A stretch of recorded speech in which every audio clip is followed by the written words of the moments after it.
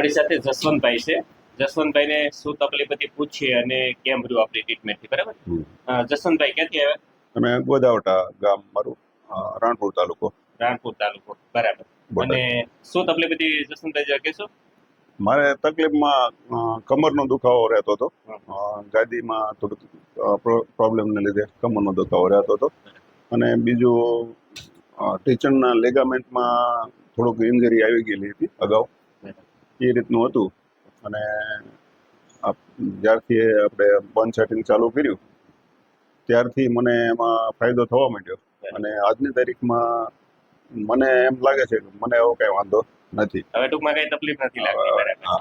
અચ્છા, અને જસવંતભાઈ તકલીફ થતી કમરમાં, તો કમરમાં તકલીફમાં શું તકલીફ આવતી તમને આમ રૂટીન લાઈફમાં? રૂટીન લાઈફમાં વધારે હાલી તોય દુખવા માંડે, વધારે ઊભું રહેવાનું થયું હોય તોય દુખવા માંડે, તરત આમ ઠેકો લઈને બેસી જવું પડે.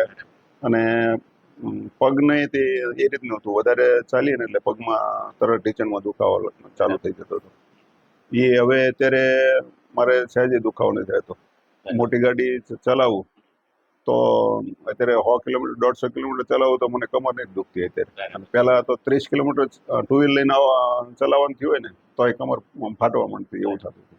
હવે ટૂંકમાં કમરમાં વાંધો નથી આવતો, બરાબર? અને ગોઠણમાં તમને પેલા અગાઉ જે લિગામેન્ટ ઇન્જરી હતી એમાં બી સારું, એમાં એકદમ સારું થઈ ગયું. અને આ તકલીફ કેટલા ટાઈમથી થતી હતી? આ તકલીફ મને આમ તો લિગામેન્ટની ઇન્જરી તો 6-7 વર્ષથી હતી. અને કમરનો દુખાવો હોય તે 5 વર્ષથી તો કન્ટિન્યુ હતો. 5 વર્ષથી દુખાવો હતો. 5 વર્ષથી દુખાવો હતો. અને પછી આ કમર બાબતમાં મને બતાવ્યું, એ પહેલા કોઈ ડોક્ટરે બતાવ્યું ખરી જસવંતભાઈ? આમ ઓર્થોપેડિકને બતાવ્યું હતું તો એમનું કેવું ગાદીનું હતું. ગાદીમાં મણકા કે તમારે હવે ગાદી ખસી ગઈ છે એમાં.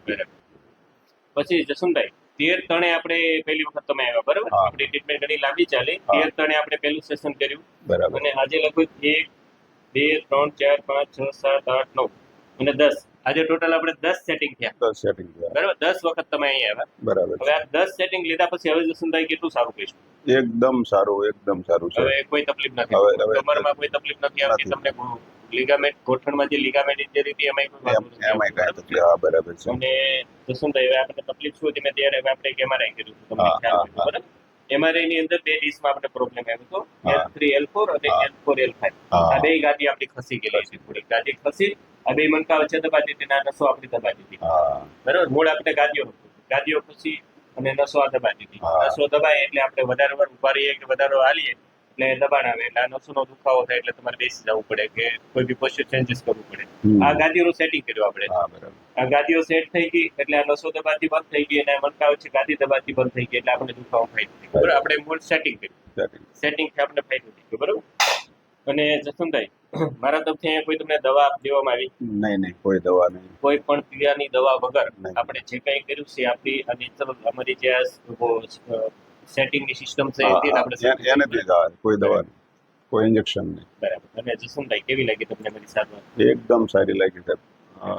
એમાં કાંઈ ઘટો એવું નહીં. તમે બહુ બધું ધ્યાન રાખો છો અને દર્દીને કેમ જલ્દી સાજો થાય એ બાબત તમે બહુ કાળજી લો છો. અમારી અપેક્ષા એવી જ હોય કે ભાઈ તમે જલ્દી સારા થાવ, એમ, બરાબર? અને જસવંતભાઈ, આ વિડીયો યુટ્યુબ ઉપર મૂકીએ? હા સાહેબ, મૂકો, વાંધો નહીં. તમારી જે અમારો મેઇન ગોલ શું હોય, તમારી જેવી તકલીફ વાળા પેશન્ટો જોવે તેમને ખ્યાલ આવે કે એટલી જૂની તકલીફ, ગાદીઓ ખસી ગયેલી આપણી, ટૂંકમાં ખરેખર આમાં ઘણી વખત ડોક્ટર આટલી તકલીફ હોય તો ઓપરેશન નું પણ કહી દે, તમારે ગાદી ખસી નસ દબાઈ ઓપરેશન કરવું પડશે, બરોબર? એટલે ઓપરેશન જેવી સ્થિતિઓમાંથી મેં પેશન્ટને બચાવ્યું. મેન અમારો ગોલ એ કે બીજા દર્દી જોવે તેમને ખ્યાલ આવે, બરાબર છે?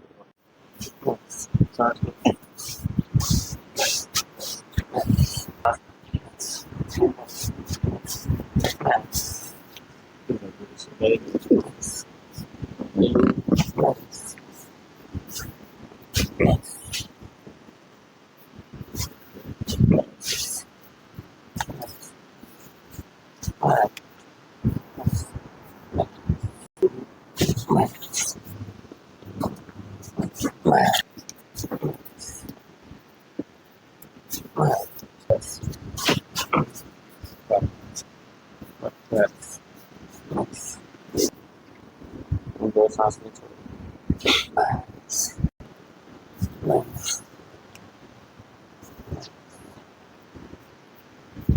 પોઝિશન કરજો. શ્વાસ